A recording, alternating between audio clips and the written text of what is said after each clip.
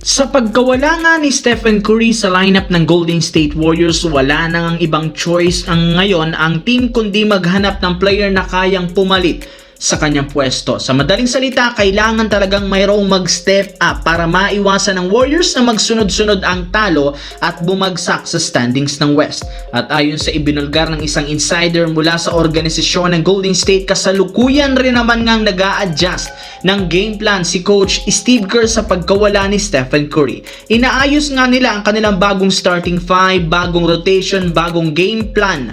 As of now, naniniwala ang Warriors wala silang player na kayang tumapat sa scoring at opensa ni Curry, pero susubukan pa rin naman nilang manalo nang wala ang presensya nito sa pag-allow kay Brandon Podziemski na i-take over ang opensa. Tama nga ang inyong narinig, si Podziemski na paborito ni Coach Steve Kerr ang binabalakang pansamantalang ipapalit sa pwesto ni Stephen Curry sa kanilang mga magiging laro. Samantala, bago pa magumpisa ang laban ng Los Angeles Lakers at Dallas Mavericks, inanunsyo na maglalaro dito pareho ang kanilang dalawang big man na sina Anthony Davis at DeAndre Ayton. Kaya expected na magiging maganda ang larong ito, lalo pat ito ang unang pagkakataong magbabalik si Anthony Davis sa lugar ng Los Angeles para kalbanin si LeBron at ang kanyang mga dating kakampi. At katulad ng inasahan, naging dikit ang umpisa ng laro. Though nagagawa ng Lakers na makalamang sa napaka-agresibong opensa ni Luka, nagagawa pa rin ng Dallas na makalamang, makadikit na sinamantala ang pagiging physical para ma-outscored